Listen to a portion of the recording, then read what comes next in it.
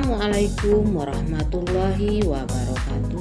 Berjumpa kembali dengan Mimin yang akan membahas alur cerita Badai Pasti Berlalu dan prediksinya untuk kalian semua. Sebelum Mimin melanjutkan, Mimin mau tanya dulu nih guys, kalian dari tim mana aja? Helsis, Leosis, atau Krisis? Tolong jawab di kolom komen ya. Di episode kali ini semakin seru dan menegangkan serta menarik untuk kita saksikan. Siska yang sudah sembuh akhirnya kembali ke rumah Tante Marissa demi memenuhi keinginan Leo agar Siska tetap berada di rumah Leo sampai Leo pulang. Ketika Siska melihat Boni cedera, Siska menanyakan kepada pembantu Tante Marissa kenapa Boni sampai cedera. Pembantu Tante Marissa pun mengatakan kalau Boni keserempet mobil. Dan Siska pun memarahi Tiara karena sudah ceroboh menjaga Boni, sehingga Boni pun bisa cedera. Dan Tante Marissa keserempet mobil hingga kakinya pincang.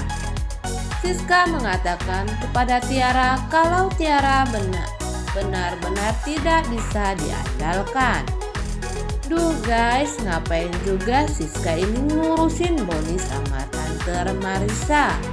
Memangnya selama ini Siska dibutuhkan di rumah Tante Marissa? Yang ada Siska malah diusir dari rumah Tante Marissa itu, dan kini Siska malah menyalahkan Tiara yang tidak bisa menjaga Tante Marissa dan Boni. Tiara yang tidak mau disalahkan menjawab perkataan Siska bahwa semua kejadian ini adalah ulah selingkuhan kamu sendiri, yaitu Helmi. Siska yang mendapat jawaban dari Tiara pun sangat kaget nih guys. Ngapain Helmi melakukan semua ini? Dan Siska pun akan menelpon Helmi untuk menanyakan kebenarannya.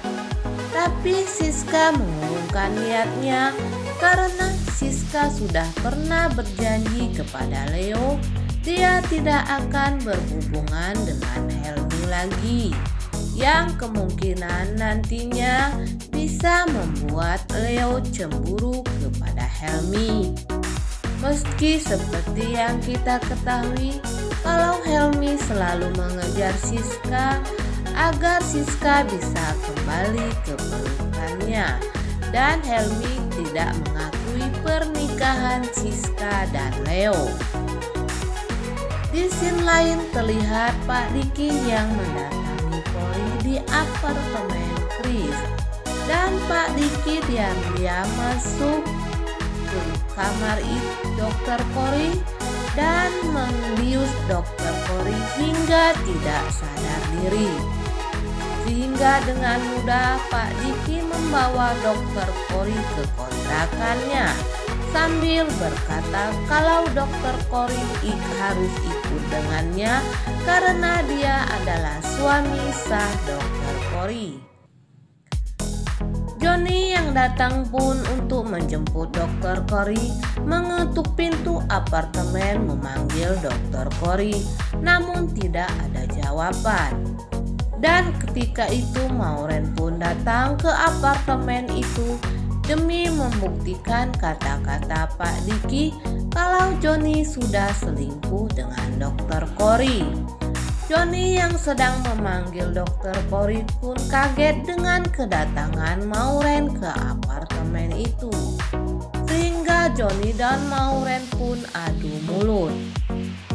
Maureen menuduh Johnny telah selingkuh dengan Dokter Cory, namun Johnny menolak tuduhan dari Maureen kalau Johnny hanya ingin menyelamatkan Dokter Cory dari kekejaman ayahnya, yaitu Pak Diki.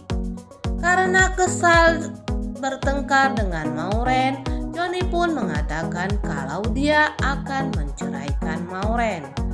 Mauren yang tidak terima mengadukan hal ini kepada Helmi. Helmi pun naik pitam tidak terima adiknya diperlakukan semena-mena oleh Joni dan menelpon Tante Moni. Helmi mengatakan kepada Tante Moni jika Joni menyakiti adiknya, maka Joni akan berurusan dengan dirinya. Dan Tante Moni pun berjanji akan menyelesaikan urusan Joni bersama Mauren. Tante Moni pun menelpon Mauren untuk datang ke rumah sakit. Ketika Mauren datang, Moni menawarkan kepada Mauren agar tinggal saja bersamanya dengan Joni. Namun Mauren menolak permintaan Tante Moni. Mauren pun mengatakan kalau dia dan Joni akan bercerai. Tante Moni yang mendengar penjelasan Mauren ini sangat kaget setengah mati ya guys, karena tidak menyangka kalau Joni akan benar-benar menceraikan Mauren. Ternyata Joni ini sudah jatuh cinta kepada Dr. Cory. Joni menyesal dulu dia menolak dijodohkan oleh ibunya dengan Dr. Cory. Dan setelah Dr. Cory dinikahi oleh ayahnya, barulah rasa cinta Joni kepada Dr. Cory tumbuh, sehingga Joni berusaha mati-matian agar Dr. Cory bisa terbebas dari ayahnya, yaitu Pak Diki.